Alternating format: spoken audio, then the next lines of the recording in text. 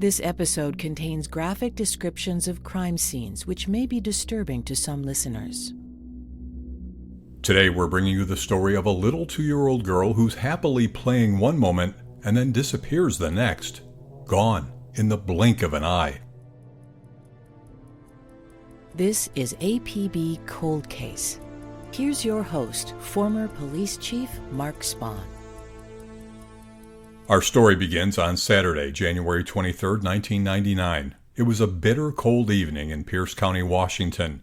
But in spite of the frigid weather, Teresa English, now Teresa Shepesky, her boyfriend Fred, and Teresa's 5 little girls were all looking forward to a fun family night out at the New Frontier Lanes bowling alley on Center Street in Tacoma. Teresa told me how the night began. So, prior to us going to the bowling alley, we went out to dinner. And then after dinner, we went to my brother's house to meet up. And then from my brother's house, we drove to the bowling alley. Teresa was a busy mom of 5, and she told me that a night out was rare for her. I never got out the house because I had 5 kids at the time. And so my brother and his sister-in-law was like, why don't you come out? It's a good bowling alley. There's not too many people there. So it wasn't too busy when they first arrived, but the crowd continued to grow as the night progressed. The bowling alley had the typical setup where you'd enter from the parking lot onto the main level, which is where you'd find a cashier or service desk, a bar or snack bar area, restrooms, and an arcade. This level would overlook the lanes, which you'd access by taking a couple steps down to a lower level. We don't have an exact layout of the now defunct New Frontier Lanes, but reports say that the arcade area was tucked into a small alcove about 6 feet away from an access door which opened to the parking lot.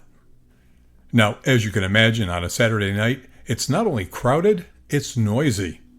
The loud din of people talking and the sounds of bowling balls striking pins, occasionally overshadowed by rowdy cheers and a loudspeaker calling out food orders and lane assignments. Teresa told me that her group consisted of about a dozen or so of her relatives and some friends, including several adults, her newborn nephew, and 3 or 4 other children. According to Teresa, the crowd quickly grew to about 300. She and her group were assigned to bowl on lanes 7 and 8 of the 32 lanes. The kids were playing nearby, and the adults were taking turns watching them as they each got up to bowl. But was someone else watching too? Teresa described the last time she saw her 2-year-old daughter Teekah in the arcade. The last time I seen Teekah, she was trying to play the car racing game. She had a little purse on her, and my brother gave her a little bit of change. They weren't quarters, they were like nickels, dimes, pennies. And she was big for a 2-year-old, and she was trying to play the game, but, her feet couldn't reach the pedal, so she just acted like she was playing. I asked Teresa if there were a lot of people milling around the arcade at that time. Not really. There was just like kids from our group. There was a boy sitting next to her. He was older. I want to say he was like 9 at the time, and he was sitting next to Teekah, and then his cousin was sitting next to him. At about 10:15 p.m., after checking on the kids, Teresa went down to bowl. She described the orientation of the lanes to the arcade. So we were in lane 7-8, and got the floor with the bowling alley lanes, and then you walk up 2-3 steps, and then there's the arcade on the right. The arcade was located just feet from an exit. She was up there when I went down to go bowl. She was there, and I told my boyfriend and my brother at the time, keep an eye on her.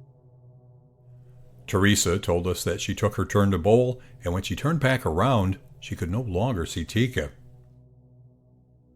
I said, where's Teekah? And they were like, right there. And I was like, no, she's gone. And they were like, she was right there. And I said, well, she's gone now. They began searching for Teekah, hoping she just wandered off somewhere inside the bowling alley. Everybody in our group stopped and started looking. I looked in between the arcades in the bathroom that was right there. There was a little locker room that you could put your stuff in. I looked behind there, and then I went to the opposite end of the bowling alley because they had another bathroom down there. And my sister-in-law's sister was in there with her baby. And I asked her, I said, "Did you see Teekah?" And she said, "No, what's going on?" I said, "I can't find her. She's nowhere to be found." As the minutes ticked by without any sign of her daughter, Teresa's unease turned to panic. That night, there was a uniformed off-duty Tacoma police officer working inside the bowling alley. Teresa noticed him at the service desk. And I told him, "My daughter's missing. She's nowhere to be found. We searched everywhere." The officer announced over the loudspeaker that they were looking for a lost child. He described Teekah and her clothing. Teekah is multiracial, African American, Caucasian, and Native American. At the time of her disappearance, she was 3 feet tall and about 35 pounds. She has black hair with a silver streak along the right side, brown eyes, and she was wearing a green Tweety Bird t-shirt, white sweatpants, little red, white, and black Air Jordan sneakers, red stud-pierced earrings, and she was carrying a little purse. Yes, it was a clear purse, and it had like fishes on it. It was like clear with red on it, and it had little fishes. Her great grandma gave her money for Christmas that year, and she seen the purse at the store and she wanted to buy it. And then in her purse she had Starburst that my brother had bought her. When it became apparent that Teekah was not inside the building, the off-duty officer knew they needed to extend the search to the outside, and he called Tacoma PD for assistance. They had a missing child. Detective Julie Deere is in charge of Teekah's case today. She told us about law enforcement's response that night. They searched the bowling alley. They started stopping the cars and the people that were exiting, and they started searching the trunks of the cars. They called out more officers to the scene, and eventually they did a full call out. Search and rescue started coming out, and this progressed, hours and days. Eventually, they did a command post there. That night, Teresa felt her world collapsing. Other people around her were still bowling, laughing, and enjoying themselves, while her little girl was missing. She was frantically asking anyone and everyone if they'd seen Teekah. They said they didn't see anything. There was a couple that was sitting by the door, by the arcade. And if you opened that door, you could hear it shut because it was so heavy.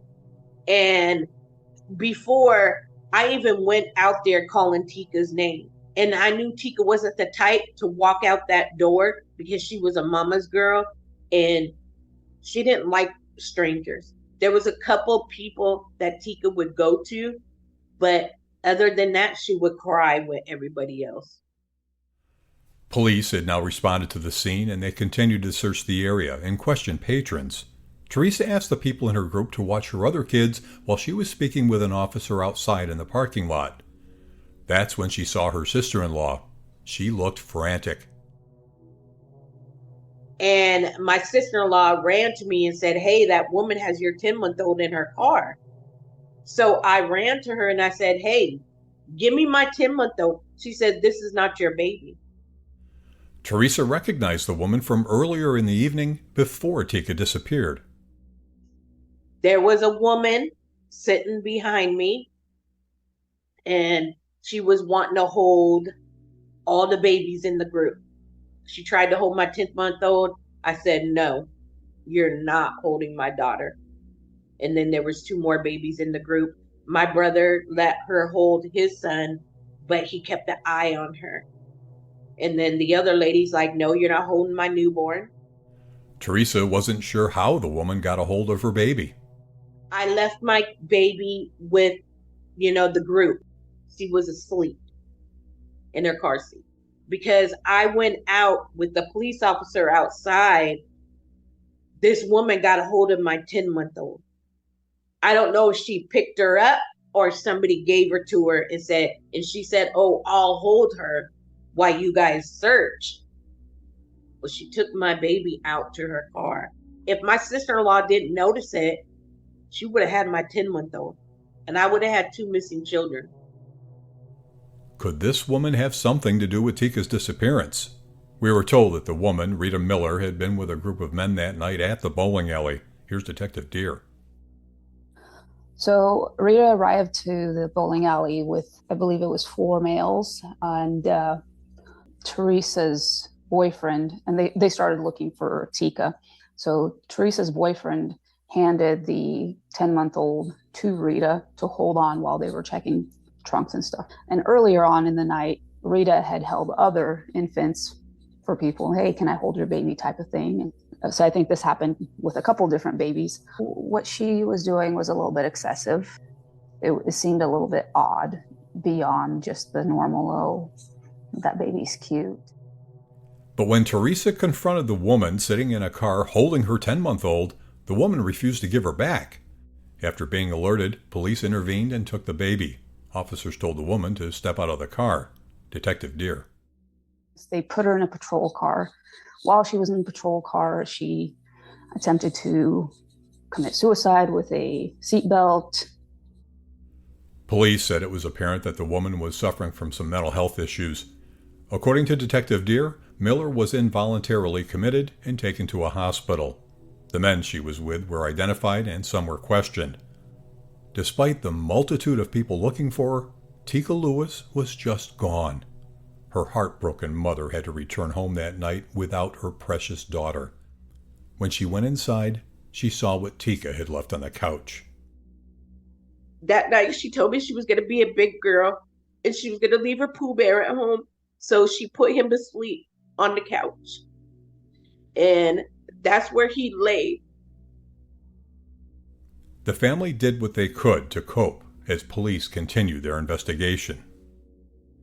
Authorities told us that a witness came forward 2 days later who said she saw a car speeding away from the bowling alley parking lot the night Teekah went missing. Detective Julie Deer. So that night, at approximately the time where they started making the announcements that a little girl was missing at the bowling alley, there was a lady that was driving into the bowling alley. And as she was making the turn into the bowling alley, there was a car that made the turn out of there and almost hit her. That witness said that the car that came flying out of the parking lot was a late 80s or early 90s dark red or burgundy 4-door Pontiac Grand Am with dark tinted windows and a rear spoiler. Now, I want you to remember the make and model of that car. According to Detective Deer, DMV database records were extensively searched, but no match was made to the car. In the meantime, a massive search was underway. Along with dozens of searchers on the ground, several dogs were used, and a helicopter with infrared technology scanned the surrounding area. Again, Detective Deer. They searched the surrounding wooded areas. There's a dump nearby that area, so I know that to some degree they went out there, but I don't know the actual dump was searched, but the wooded areas for sure were, and then they cut down the wooded area that was there to search as well. During the initial investigation, some interesting things came to light. One potential witness claimed to have seen something suspicious. A male that was ushering a little girl out at about the same time that Teekah was noticed missing, and he described him as a white male and the little girl as a mixed girl. The way that he described it was he was ushering her out towards maybe the bathroom. The detective told me that this lead is still a priority for them. They had identified someone who matched the description, but they're unsure if it's the same person. He gave a description of a white male. He said probably about 5'10". The biggest thing that he said that stood out was he had a really pockmarked face and longer hair, 50s. He couldn't remember like the clothing or anything. Detective Deer also told us about another tip they received, one that could be related to the man with a pockmarked face. That night, shortly after Teekah was reported missing, a couple hours after, there was a call. Lady called in and said that her son had called her and said, if I were to leave town right now, would you come with me? Which was kind of odd. and matched the description that was given by this witness. So we started looking at this male, and there were some things that were interesting about him. The thing is, we could never actually put him at the bowling alley. Could this woman's son be the same man that the witness saw? She called 911, and she was concerned about her son. And it's all circumstantial, because all this witness had seen was a male that was walking a girl towards the bathroom that may or may not have been Teekah. He didn't actually see them walking out anywhere. And so we didn't know if that was Teekah. We didn't know. We also didn't know that this male was one and the same. So we did find him. We did talk to him, and he didn't give us any direct answers or anything. And then about a month after we talked to him, he ended up dying.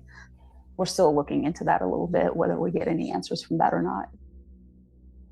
But there were other potential leads. Detective Deere told us that earlier on the day of Teekah's disappearance, a man described as having curly brown hair allegedly tried to kidnap 2 children from a park less than a mile from the bowling alley. The children's father chased the man, who then fled in a blue 1995 Pontiac Grand Am. And equally disturbing, according to Detective Deere, a couple of months before Teekah was abducted, a 4-year-old boy was sexually assaulted in the bathroom of that same bowling alley. Several reports say that the suspect was described as a male with brown curly hair and a beard. A few weeks after that incident, a man attempted to lure a 6-year-old boy from the bowling alley. The white male had brown curly hair and claimed to be the boy's father, but according to authorities, the man had some mental health issues and had called the boy and his mother by different names. Reports of the time said that the FBI and Tacoma PD conducted parallel investigations, simultaneously exploring the kidnapping theory while also checking out family members, a routine procedure in missing child cases because of the possibility of abductions by non-custodial parents and other family members. According to Tacoma police, 2 search dogs independently led trackers to an area across from the bowling alley where they recovered a ball of men's clothing stashed under a bush, but no connection has been made between the found clothing and Teekah's case. And an article in the Centralia Chronicle reported that Tacoma police went door to door in South Tacoma handing out flyers and seeking any information at all about Teekah. You can check out one of the Tacoma PD flyers in our show notes. Over the years, police have explored a number of leads into Teekah's disappearance, concluding that she was likely kidnapped. She couldn't have just walked off without ever being seen by someone in such a populated and well-traveled area. I asked Teresa if she knew of anyone who would want to take her daughter. Teekah's father was incarcerated at the time, and he was ruled out. But Teresa had a strange conversation with her then-boyfriend's mom. When I was dating my ex at the time, his mother had asked me for Teekah. And that was maybe a week or 2 prior to Teekah's disappearance. She said, "Hey, won't you give me Teekah? You have a newborn," which she was a newborn. She was 10 months old. She was crawling, getting ready to walk. And I said, why would I give up one daughter when I have 4 more? The only thing that I would have to question is when my ex's mom said she wanted Teekah. His brother came down for the Christmas holidays, and I want to say he left that Monday Teekah came missing. And we had took him to his cousin's house. He did have family on Fort Lewis. And I want to say, but I'm not 100% sure, is they had that exact same car that they were looking for. The New Frontier Lanes was close to the freeway. The 16 would take you right to the 5, and Army Base Fort Lewis would be about a 15-minute drive. But again, that's just one possible theory. As we discussed, there's also the strong theory of a stranger abduction, which leads us back to those earlier reports of luring incidents right around the time of Teekah's disappearance. Could they be related? Months pass as the investigation continues. According to various news reports in 2001, more than 2 years after Teekah disappeared, The discovery of a young girl's torso in Kansas City, Missouri, led Tacoma police to probe for a possible connection to Teekah Lewis. The Missouri girl, who was called Precious Doe, was found unclothed and decapitated. Her head was located later. DNA testing would later show that Precious Doe was Erica Michelle Marie Green of Kansas City. Her parents were charged with her murder. Another disturbing report surfaced years later. In 2010, 56-year-old John William Black was charged with the attempted luring of a 3-year-old child at the Tower Lanes bowling alley in Tacoma, Washington. Detective Deere said that someone did point out that the man used to hang out at the same bowling alley where Teekah went missing, but according to police, this incident is not linked to Teekah's disappearance. In missing children cases, especially suspected abductions, investigators might have one person of interest, or a single lead pointing to a particular suspect. But in this case, police are faced with a number of possibilities. Let's recap. There's Rita Miller, who was asking to hold people's babies at the bowling alley that night, and then taking Teresa's baby outside to a car. Rita was reportedly mentally unstable at the time. Did someone use her as a decoy, telling her to hold people's babies while they took Teekah? Or did someone coerce her to try to steal a baby? And when police intervene, she attempts suicide. Then there's the witness who saw a Grand Am flying out of the parking lot at about the same time Teekah went missing. Was Teekah in that car? There's also the witness in the Frontier Lanes who sees a long-haired man in his 50s with a pockmarked face ushering a little girl to the bathroom. Was Teekah that little girl? And how about the woman who calls 911 about her son leaving town? He matches the description of the man with the pockmarked face. And earlier, on the day of Teekah's disappearance, a man described as having curly brown hair allegedly tried to kidnap 2 children from a park less than a mile from Frontier Lanes. The children's father chased the man who fled in a blue 1995 Pontiac Grand Am. And then, a couple months before Teekah was abducted, a 4-year-old boy was sexually assaulted in the bathroom of that same bowling alley. Several reports say that the suspect was described as a male with brown curly hair and a beard. A few weeks after that incident, a man attempted to lure a 6-year-old boy from the bowling alley. The white male had brown curly hair and claimed to be the boy's father. And you'll remember that the mother of Teresa's then-boyfriend, Fred, asked Teresa to give her Teekah. So in this investigation, there's not one single focus. There are a number of theories and possibilities, some that police have thoroughly examined and others they continue to revisit. In spite of all the searches and an exhaustive investigation, there's been no sign of Teekah since her disappearance on January 23, 1999, and her case has gone cold. The passage of time and the lack of evidence, including the fact that no one actually saw her being abducted, makes it all the more difficult. At this point, I mean, it's been 25 years. Because there is no physical evidence, there is no true eyewitnesses that we know of.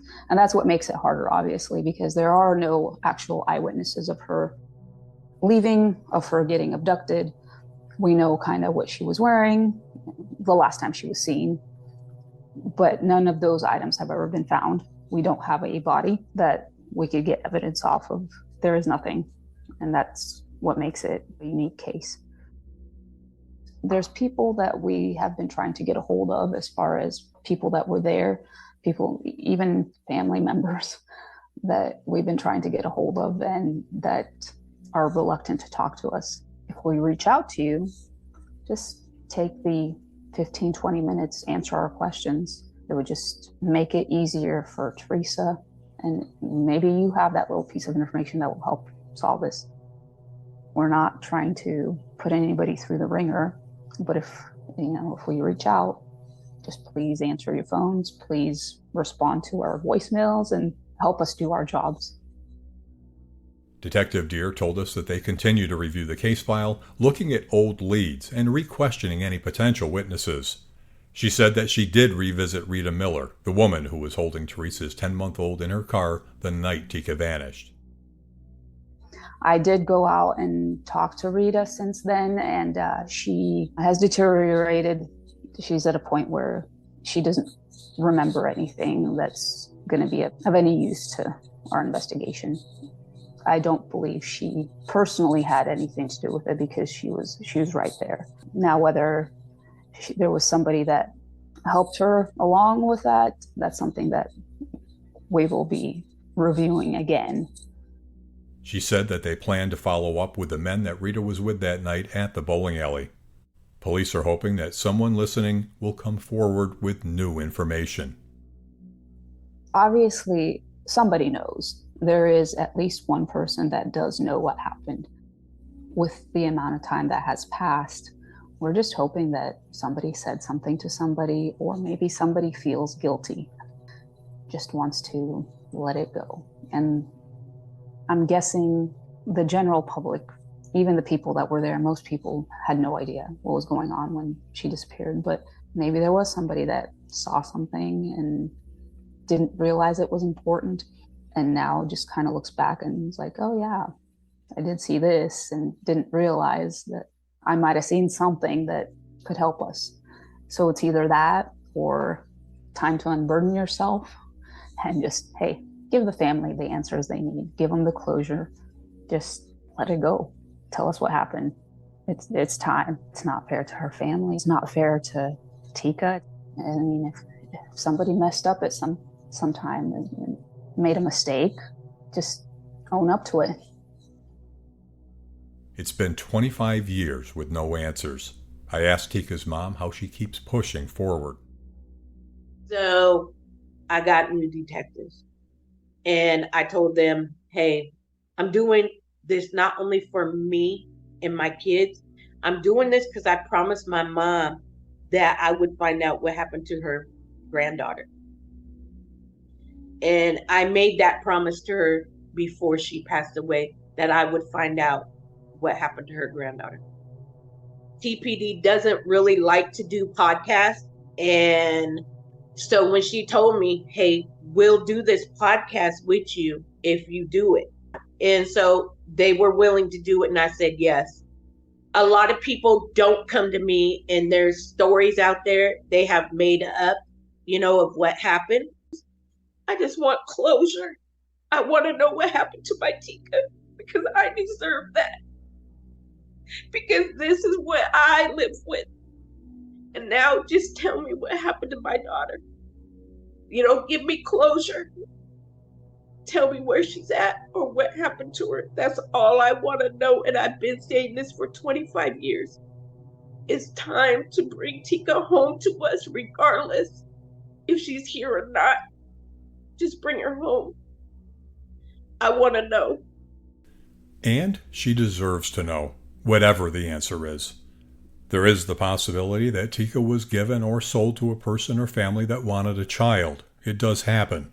Teekah could have grown up under a new identity, in a new location, with new people around her. At the age of 2, she could have assimilated into a new life without a detailed memory of her first 2 years. But maybe she held on to part of a memory of her mom, her sisters, her favorite Starburst candy, red stud earrings, or her favorite Winnie the Pooh doll. Today we're in the age of genetic genealogy, and Teekah's familial DNA is in CODIS, so if she did grow up in a new family, her identity could be confirmed. Today, Teekah would be 25 years old. Police ask, if you think you might be Teekah, call detectives directly at Tacoma PD.